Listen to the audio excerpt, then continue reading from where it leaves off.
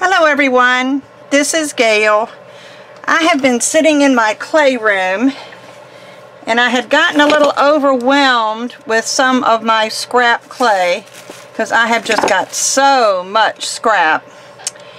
And I decided to start putting some of it together to make some fabric for our quilt cane. Now this one looks like it's mostly green, but there's some yummy stuff on the inside. So, well, let me see if I can show you some of it. Just cut one end off. Now this is in a little swirl, and I know you can't tell it, but it's got some red and some pink and some blue. So I've got that going for one of our cane slices, or one of our quilt canes.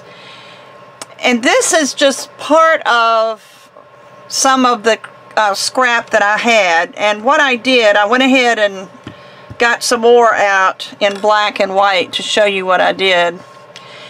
I emptied a bowl, and when I say emptied a bowl, this is how I keep my scrap.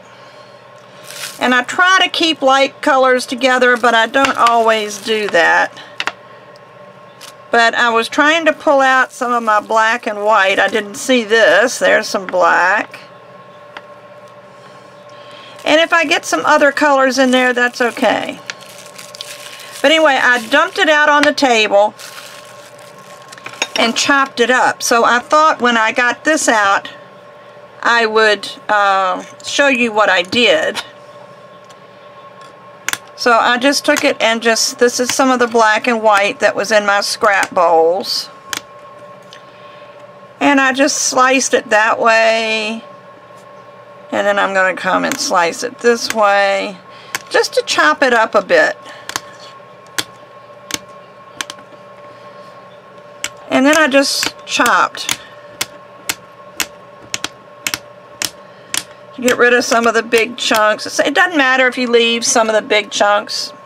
It's no problem at all. So this is mainly black, white, and a little bit of gray. And then what I did is I just started pushing it together.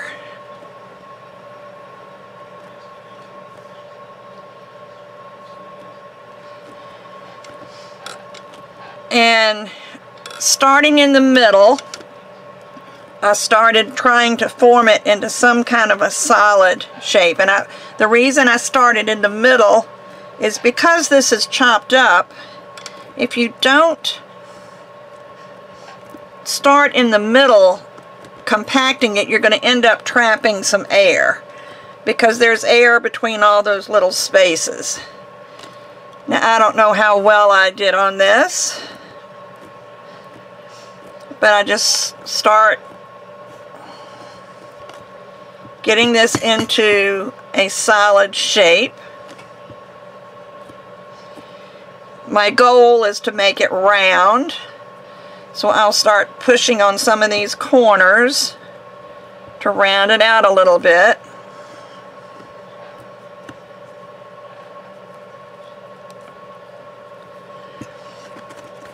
Then I'll just roll.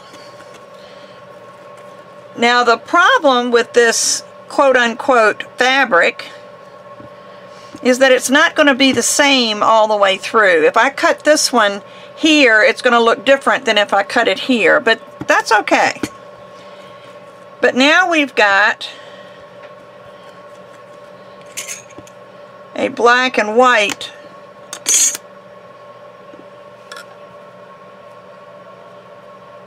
that's going to look like fabric when we put it, because when we put it in a cane, it's, in the cane, it's going to be sitting this way. So this is what's going to be facing up. So that's going to give us some black and white fabric. This is only half of the bowl that I had the blue in, and I've been playing. And I don't know if you can hear my oven going. I've got a piece in the oven. But I cut this in half and decided to save half of it because I think that's really going to be an interesting fabric. And I started making Natasha beads. It's just kind of what I like to do with scraps. And I know I've done a video on this before, but I wanted to show you some variations. So this is what I ended up with. I rolled this. I had started with this, and then I rolled it a little bit smaller. Then I started twisting it. Just took it and twisted it. And then when I finished, I ended up with a piece like this. And because these are a lot of the similar colors, these are mostly the pinks and blues and greens. There's some white in there, but I ended up not having a whole lot of variation in color. But let me show you what I'm going to do. This is should be about a 1/2 inch square.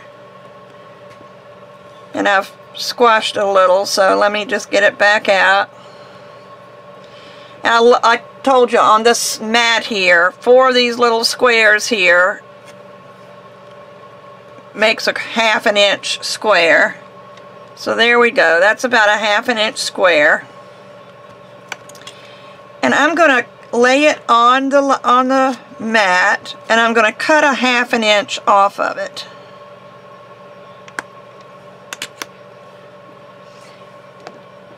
Let me come in, because this is going to be, let me move my camera out a little bit so I can still show you what I'm doing.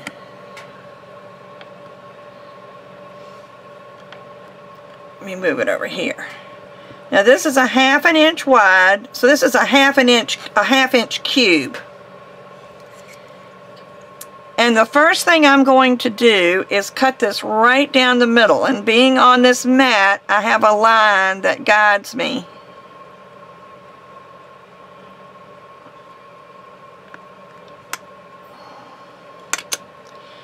I've sliced it down the middle. Now I'm going to open it up and then put it together. And you will have a mirror image, because when you slice your cane, it's the same on both sides where you slice.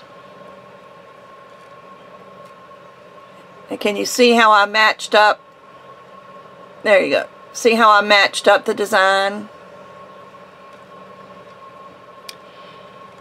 I also like to just kind of even it up as I go along. It just makes it easier to match everything later. So now I'm going to place that seam where I put these together on the line, so you can see now it's 1 inch. Let me press it in a little bit, because it's a little bit larger than 1 inch right now, which means it just stretched because it was warm. And I'm going to cut on this 1/4 inch line here, and I'm going to cut over here on the 1/4 inch line. Now the middle is stuck together. This is our middle. Now what I'm going to do with this, I'm going to roll it to the side once and then pick it up. I'm going to turn the middle one this way, because you want your 2 cut sides to go together. So there you go. That's really an interesting one too. I like that. Come on, focus for me.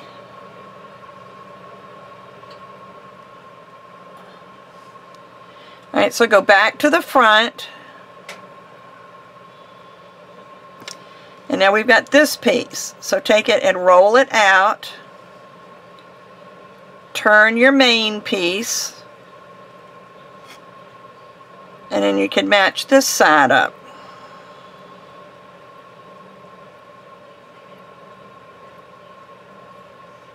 It looks like a little gremlin. Then come to the back and match up your back. Now the object is, I'm doing the top and the bottom to flatten it out a little bit, to keep this square and keep it at a 1/2 inch. So you just have to keep pressing and pulling and tugging and whatever, just to keep it a 1/2 inch, and it shrunk a little bit that way, so that's easy. So there we go, and there is a basic square Natasha bead. All 4 sides match up. They're all mirror images. But I like to go a little bit further sometimes. If you want, you can take a needle tool and go right through the seam where they came together, and you know that's the center, and put your hole in it. But before I do that, I'm going to start pulling these 4 corners together, and I'm going to do opposite corners and opposite corners while keeping the center of it square. And just do this slowly, especially with a small bead like this. This is one that I did on a larger bead. This was a 1-inch piece that I broke off. But see how I tapered the ends?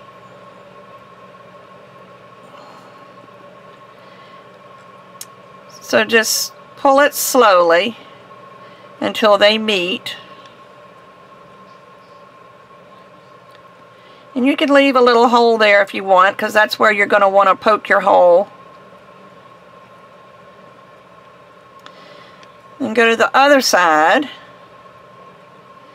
and hold this, still hold this square, and pull the opposite corners in. And just keep turning and pulling, and just do it slowly.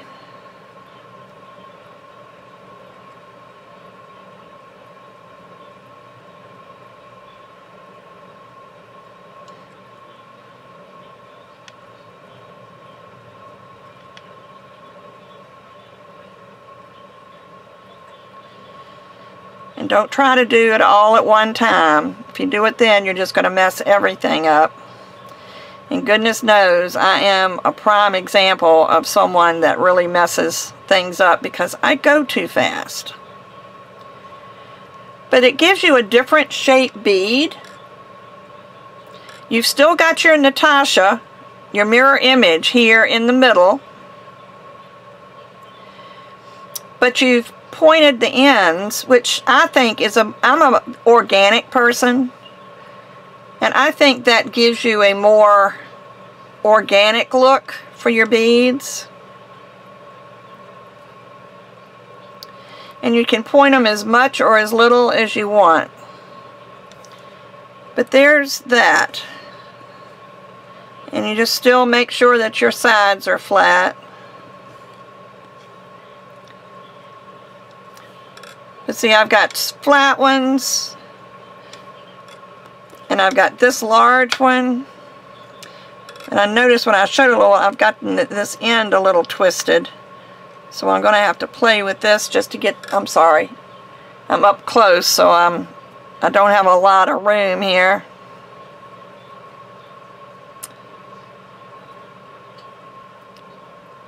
And then you can just take a needle tool, you can take a knitting needle like I had, and go in the middle. And try to go as straight as you can into the bead. Make sure you go about halfway, then go to the other end in the middle. And go in about halfway, and somehow, miraculously, these usually end up meeting in the middle. See?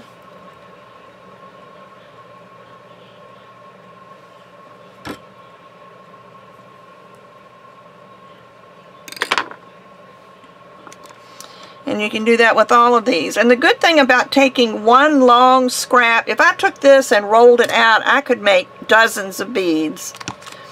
And the good thing about it is they'll all match.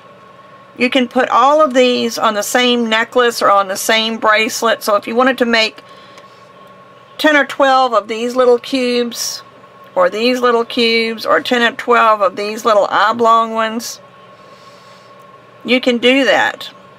Now this oblong one is the same amount of clay as this one. This is a 1/2 inch square. The only difference is I pulled the corners in.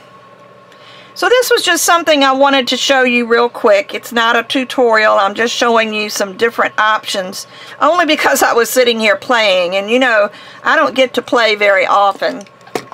So when I do, I like to turn the camera on because I feel like it's something maybe you would like to see. So this is just one, I'll put this out on as one of my tips rather than a tutorial. But just thought you would enjoy seeing that. Speaking of seeing that, let me move them over where you can see that. There we go. This one was made, I sliced it a ½ inch thick. No, let's see, what did I do? This was ½ inch thick. This was actually smaller than that. I just had a little piece left over. There's my big one. That was a 1 inch. This is a ½ inch. But just thought you'd like to see that. So have fun with this. Bye-bye.